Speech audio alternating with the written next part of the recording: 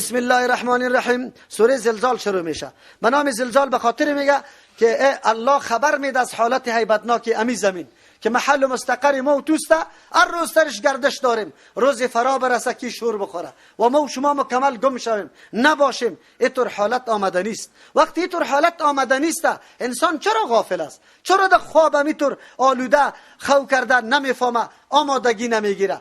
در حقیقت این صورت انسان مثل که از گوش بگیره اینطور بالا کنه که انسان اینی حالات آمده نیست، خبرداری نه؟ چی آمادگی برش گرفته ای؟ بسم الله الرحمن الرحیم شروع میکنم به نام الله که بی اندازه مهربان نهایت رحم کننده است. اذا زلزلت الارض، در آن وقتی که جنبانیده شود زمین، خود نمی جنبه، الله هست که یک دم حرکت میده. اما زمینی که تو فکر میکردی که هیچ حرکت نمیکنه، زلزالها به جنبانیدنش سخت جنبیدن میشه. و اخرجت الارض اثقالها، و بکشه زمین تمام امو بارهای خود. دو مطلب داره، یا مراد از پیشش مرده هاست، نفخه دوم است که الله فرمان میده به سور دم میشه و زمین یک دم حرکت میکنه، کل مرده ها بیرون میاد. یا سوری اول است، در سوری اول زمین یک دم چیسته جنبیده میشه و تمام معدنیات، آن چیزایی که قابل ذوب است، مکمل بیرون میبره. اثقال باز در اون صورت معدنیات است و حالت اولی قیامت میشه. و قال الانسان ما لها، میگوید انسان چی شده مرا؟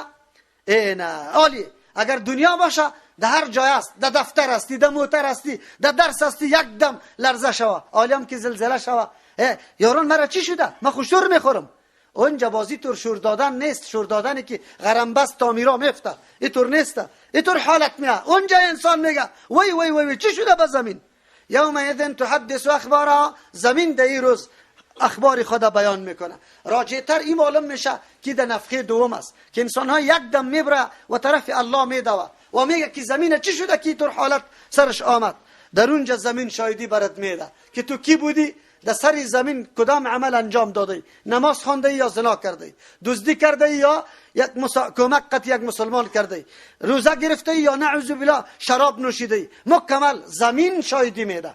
تو کم شاهد نداری انسان، اعضای شاهد، کرامن کاتبین شاهد، علم الله شاهد، زمین الله سری تو شاهد است. کدام طرف؟ چطور تو خدا گم میکنی و بازم طرف گناه میری؟ هیچ امکان نداره، به شرطی که عقیده کنی. پیشتر لمن خشی ربه گفته بود تا که علمت بس اوصاف الله نبیه که الله عزیز است، ذو انتقام است، مالک یوم الدین است، خشیت در تو پیدا نمیشه. از او خاطر این ضرور است.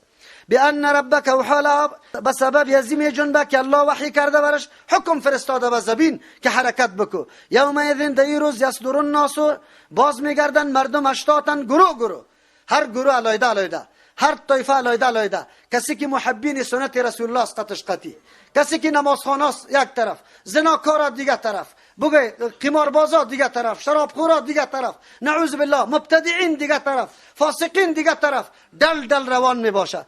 لیوروا اعمالهم، که ببینه اتا که نموده شوه برشان، نشان داده شوه اعمالهم، اعمال ازیا. فمن یعمل آیتی است که بالکل انسان همینطور یک دم بیدار میکنه. فمن یعمل، کسی که عمل انجام داده، مثقال ذره، به مقدار یک ذره امو مرچی خیلی زردک که بالکل دیده نمیشه با چشم، امورم ذره میگه در لغت عربی. ذره از دریچه که آفتاب داخل میشه، گردایی که مشاهده میکنی اورم ذره میگه.